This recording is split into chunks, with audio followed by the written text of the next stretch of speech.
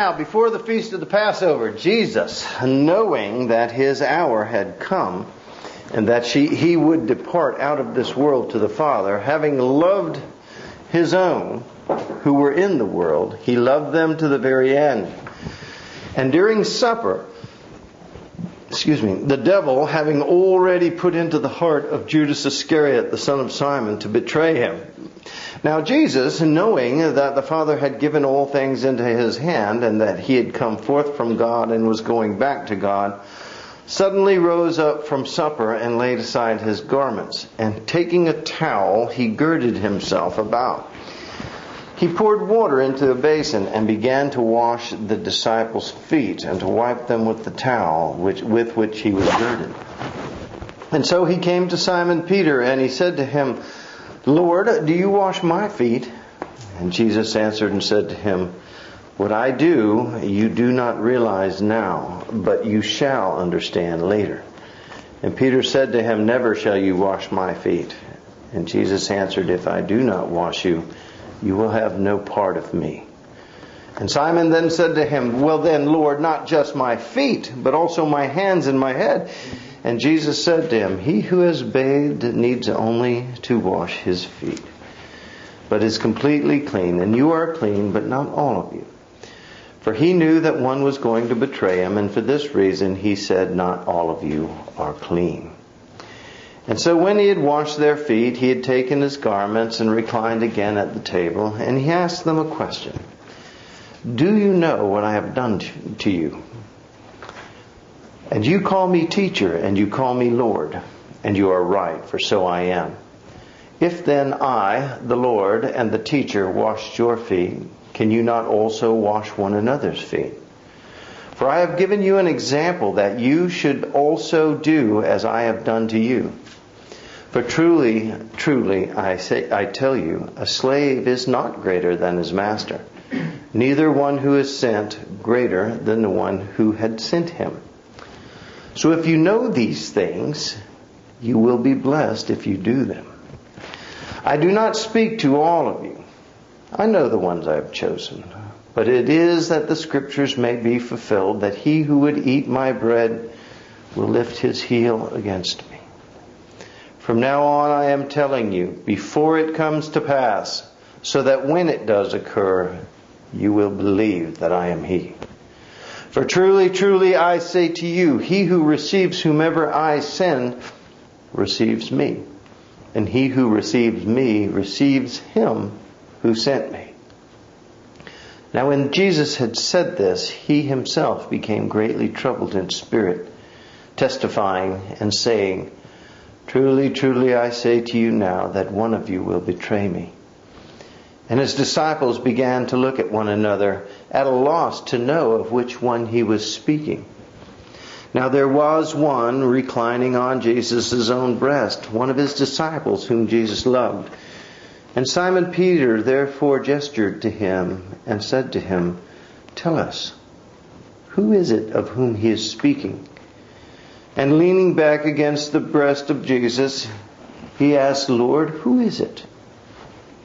And Jesus answered, "That is the one for whom I shall dip this morsel and give it to him."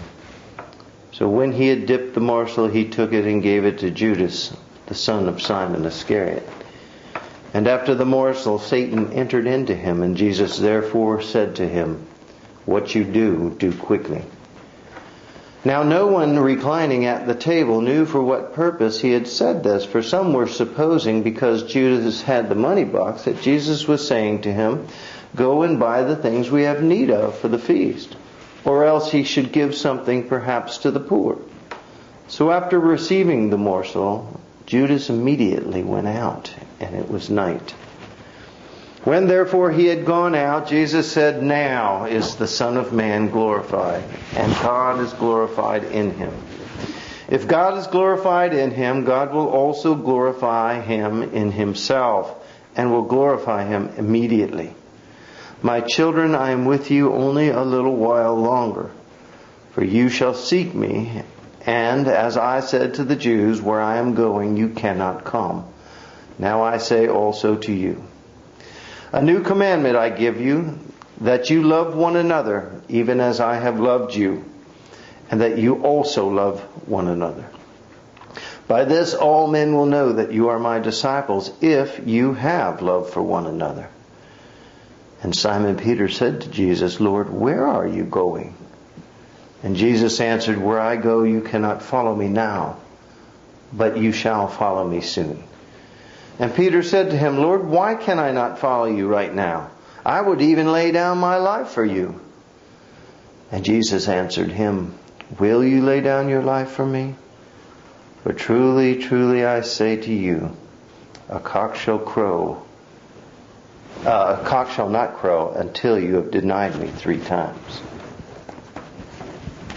Ooh, dun, dun, dun. Very tense setting in there. You can sense that in just the language and the wording. Truly about 3 times. That is a double emphasis. That is the strongest statement Jesus makes. Anytime you see a truly, truly, you want to pay attention to that. One truly, so a lot of times he'll just say, truly I say to you. That's kind of like a little, hey, pay attention. Chuck, wake up. But a truly, truly is him grabbing your lapels and shaking you. Are you listening to what I'm saying? A truly, truly is a very strong statement. It is the strongest in this koinonia Greek emphasis. So, and Jesus uses it not so much in his public ministry, but at this dinner, he will say it a lot. And my Bible is using most assuredly. Is that as strong as truly, truly? I don't know. You have to know the Greek. In the Greek, the best way I can liken it to English is literally if I grabbed your shirt and shook you and said, Barb, listen to me. You're gonna die, you idiot. That's pretty strong.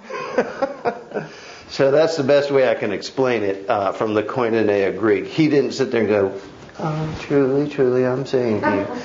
He's probably pretty intense. Guys, listen to this. Pay attention. Everyone here. Eyes here. Ears here. Voices shut. Listen. That kind of. Very intense. Very kind of. There were no sidebars on this. Wasn't going to put up with Peter's nonsense. All right. What do we have here? What do you think?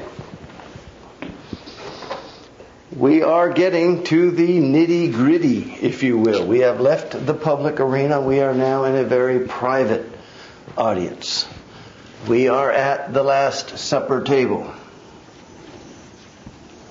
All the guys are reclining around it. I'm not going to draw all the guys. Leonardo da Vinci or Michelangelo already did that, so we're just going to leave it as it is. Christ, of course, always pictured in the middle. Where there's nowhere that says that. He could have been down here on the end. We don't know. But it was probably a short table. And there were pillows or cushions on the floor. And the men were probably sitting or even laying on them. Kind of lounging. That was a traditional way. But one thing for sure, regardless, these are my guys, by the way.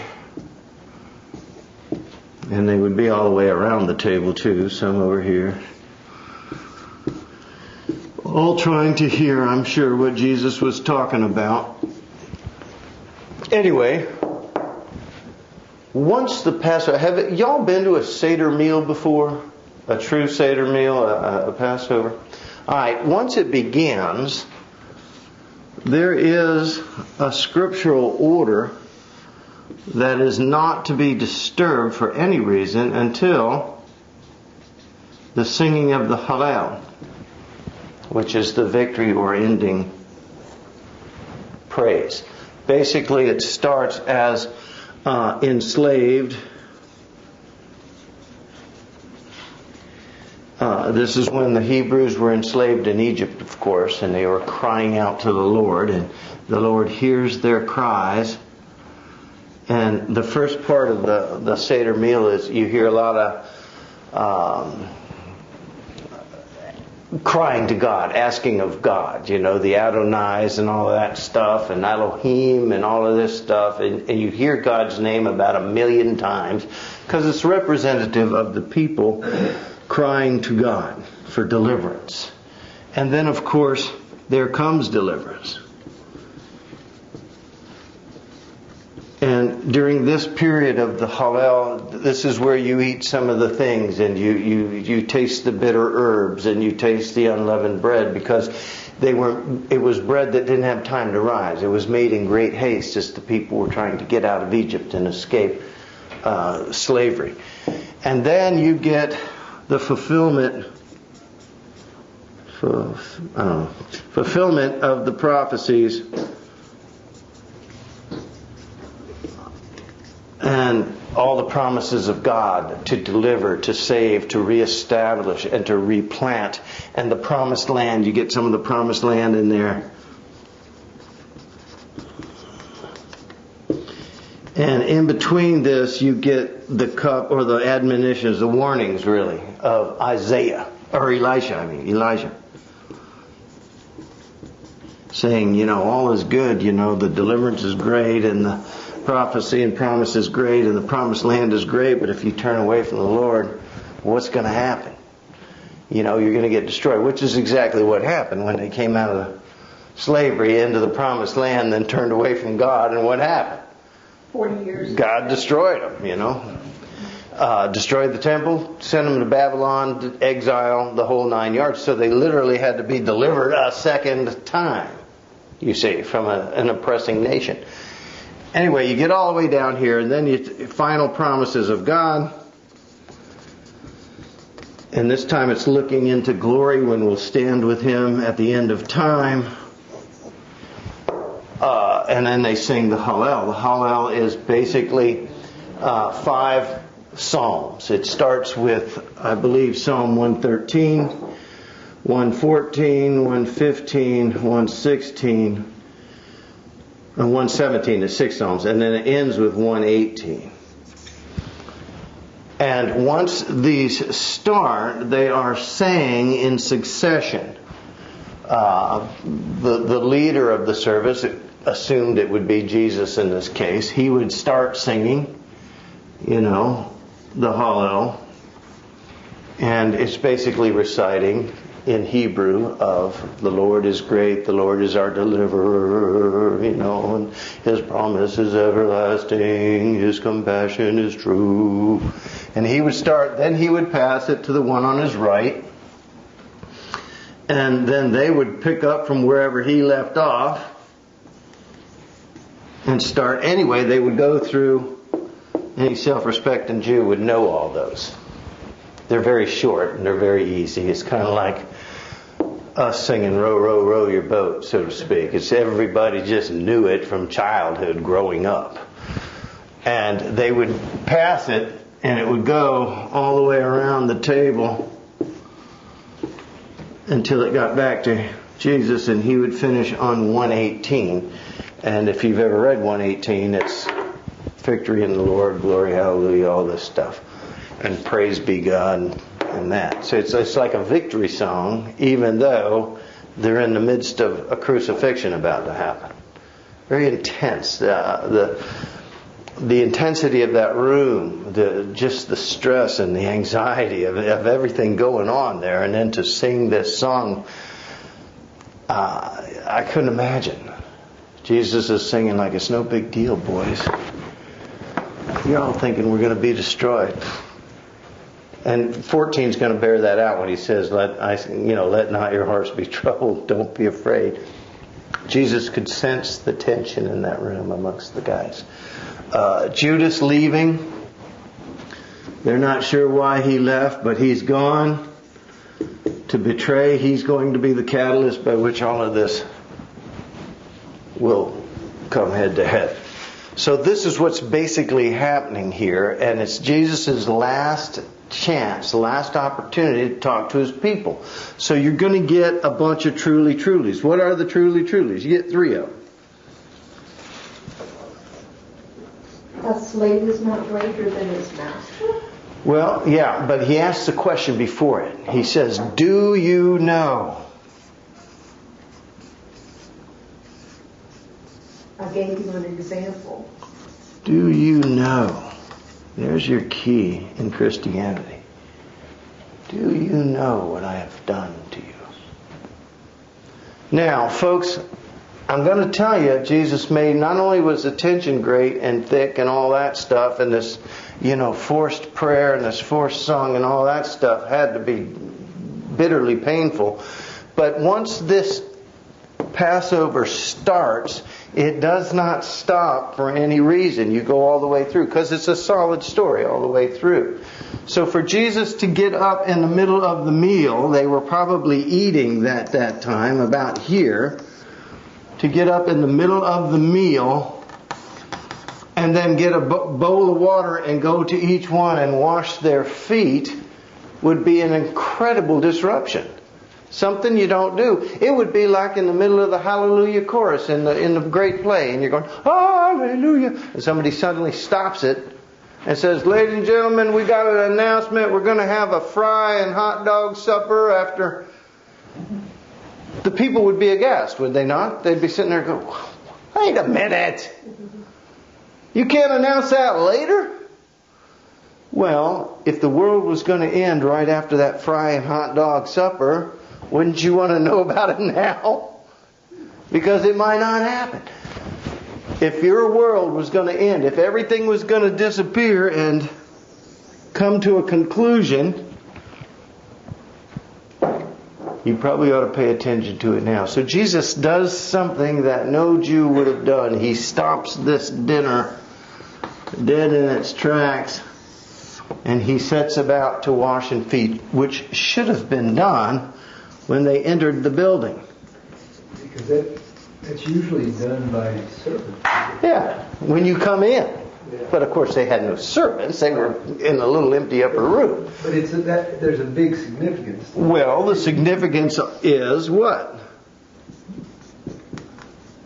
Jesus.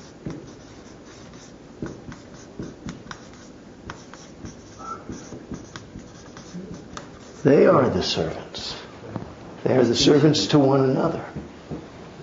And any Christian understanding begins with the knowledge of,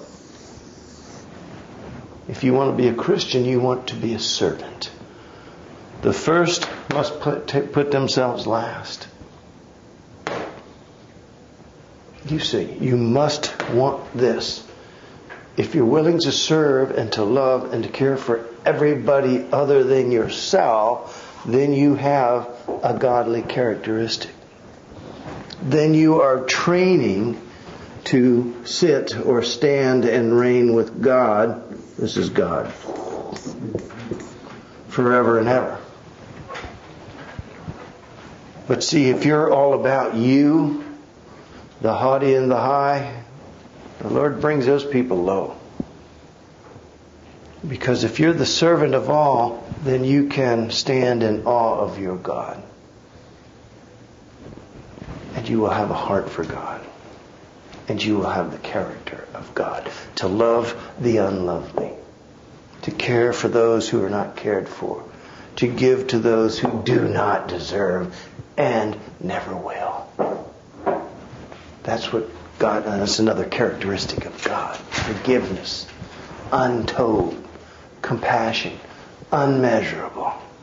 Mercy without end. These are all characteristics of God, which Elijah would remind them about.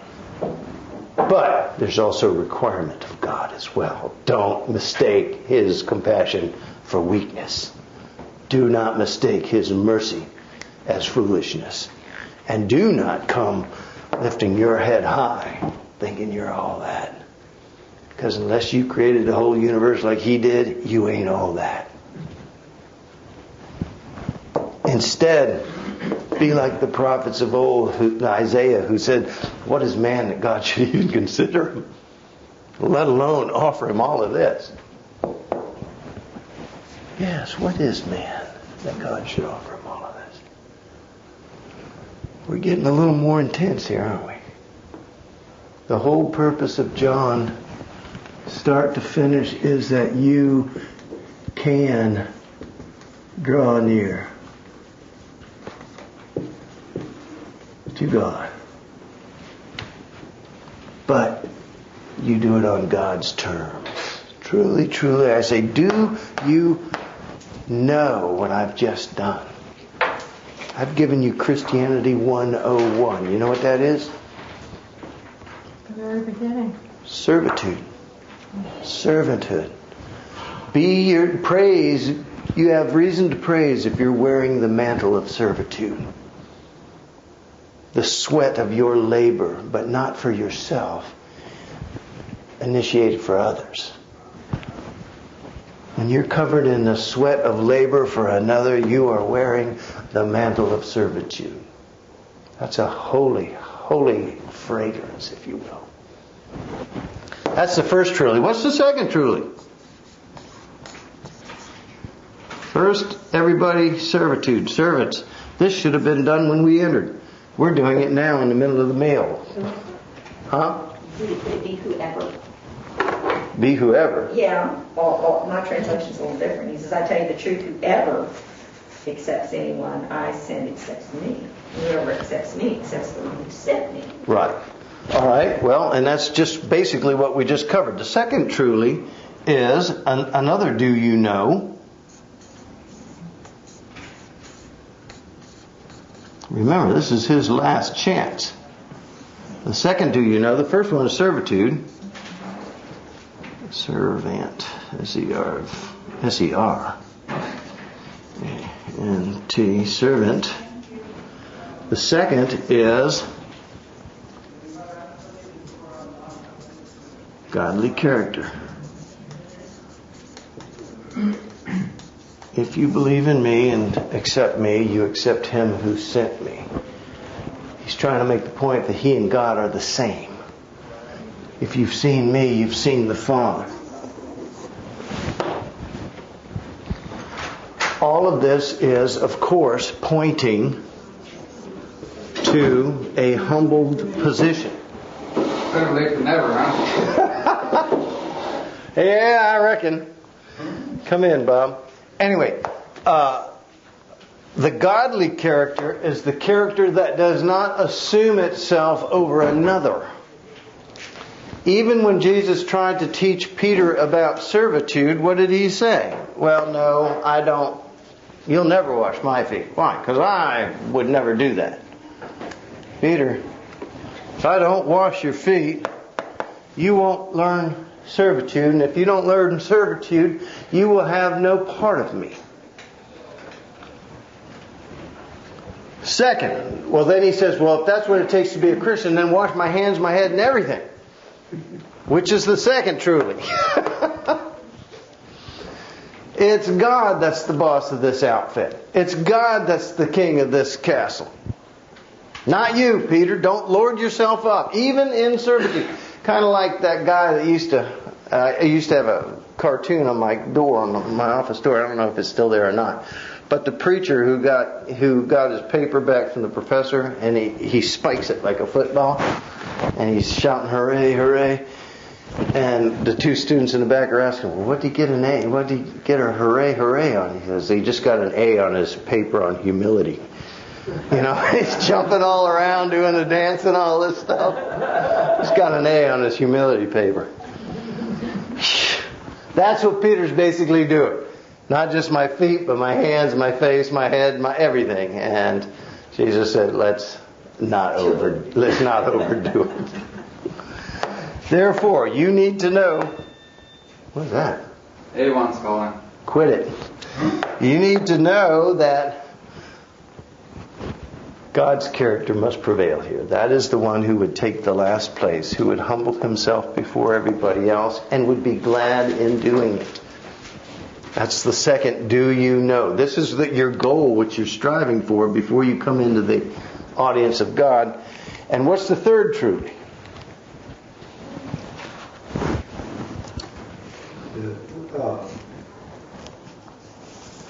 Will you lay down your life for me? All right, that's the third thing. The third thing is, in order to be the servant of all, and to bear witness of a godly character, not lording yourself up, but God's characteristics, then the third truly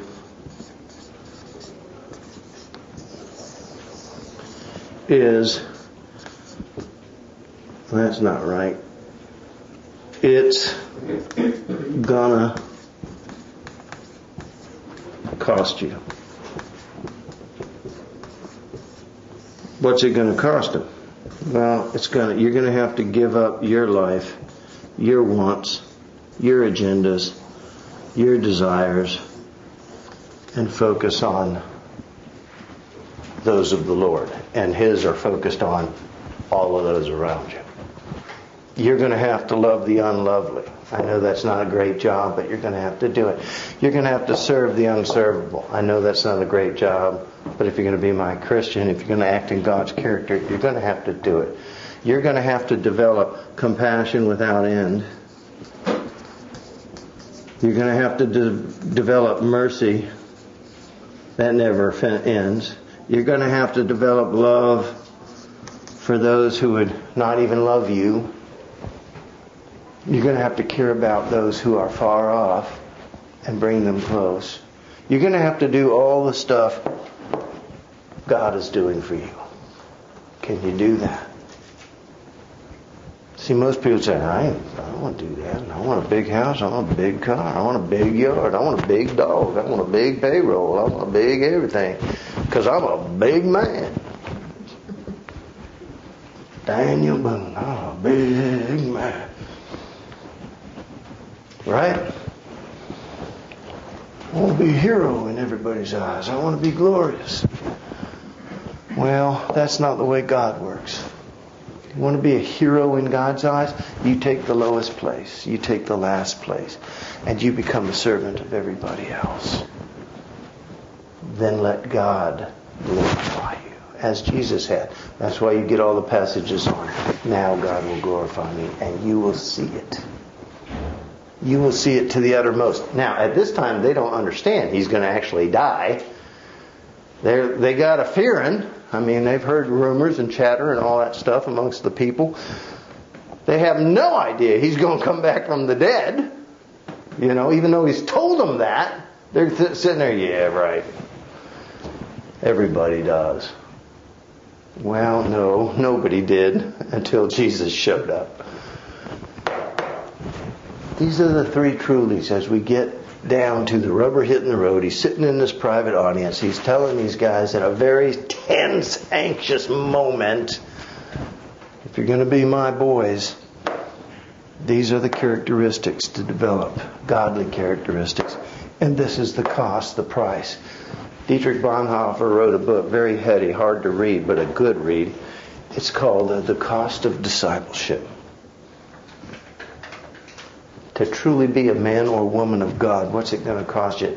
That's one thing that 99.99999% of Christians today do not understand, and I'd barely say have not even considered. They think it's just go to church, say some prayers, sing a hymn, jump around, bring chicken to the fellowship dinner. This is Christianity. No, not even close. That's worship, but that's not Christianity. It's like the guy who walks in and says, "Hey, Tom, when's the service begin?" I said, as soon as the worship is over.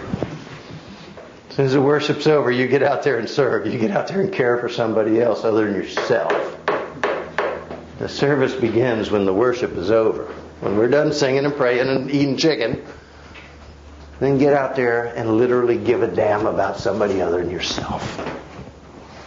That's when the service begins. Christianity, folks, by God's design, was never intended to be a fellowship dinner with chicken. Christianity is a verb. What did you do today, Chuck, for the Lord? Tomorrow I'm going to ask you just one question. What did you do today, Chuck, for the Lord? The next day, Tuesday, I'm going to ask you just one question. What did you do today, Chuck, for the Lord? How many times are you going to ask me that? Every day until you're laying in the box with your eyes closed. And even then I might say, what, did you get anything done before you died today? For the Lord. Tough question. Christianity is a verb. It is nowhere a noun or a static position. You can stop being, if you want to be a Christian, you be one, but all your life until you die. When you die,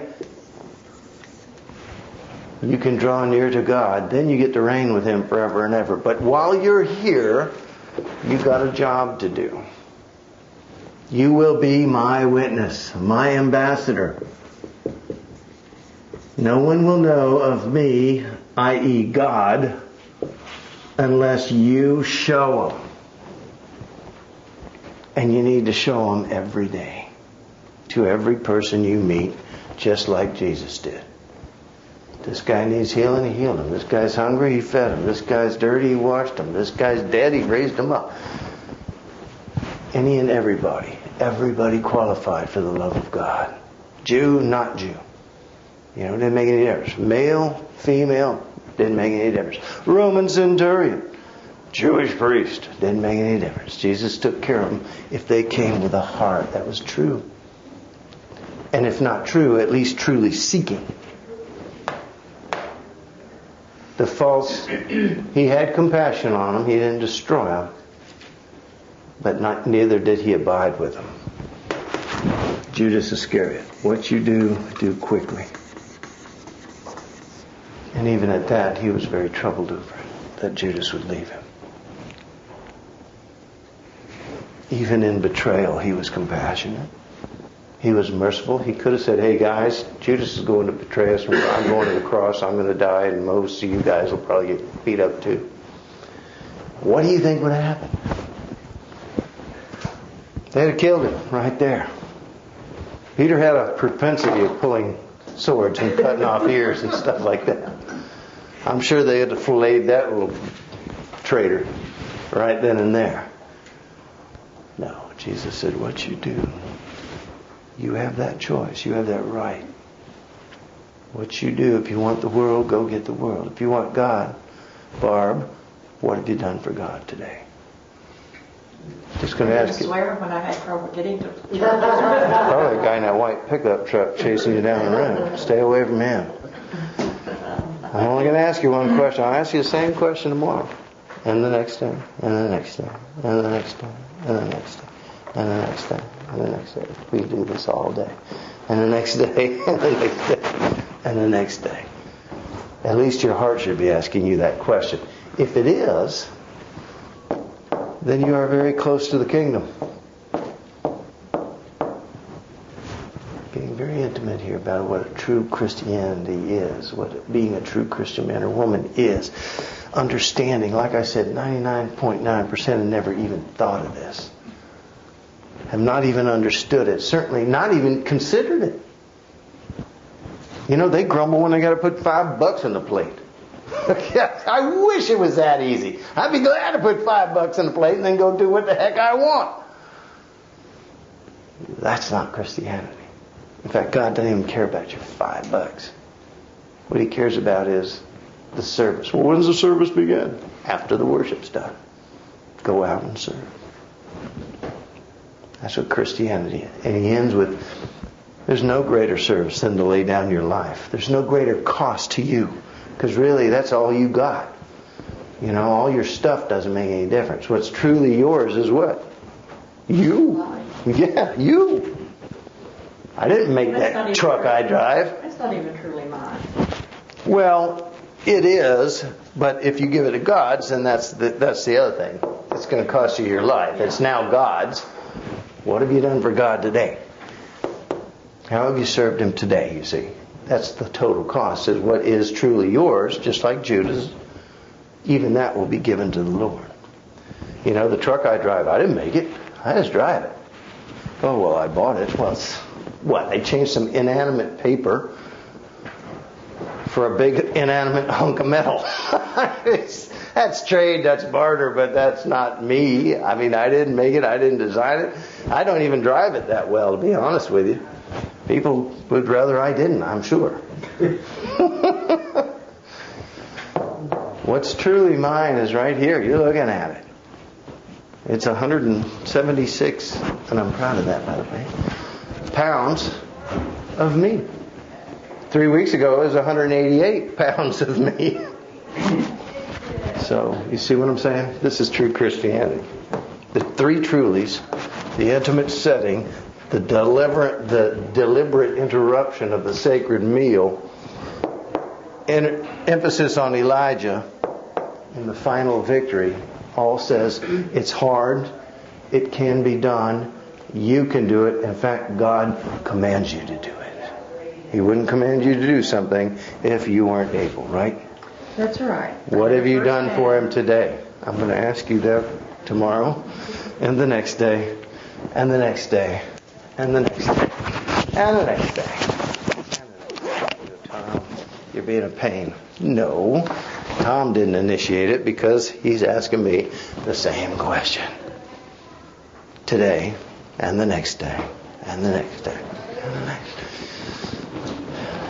Yes, sometimes it gets tired. Well, you know, there were places where Jesus was very tired and withdrew from the crowds. Couldn't eat because they're all around him. Couldn't sleep. And he withdrew away to prayer and quiet time and talked to the Father. And we're going to talk about this in the very next chapter. All right? This is what your goal is, but it doesn't come easily. You must, want it to be so and make it so. All right, roller boy.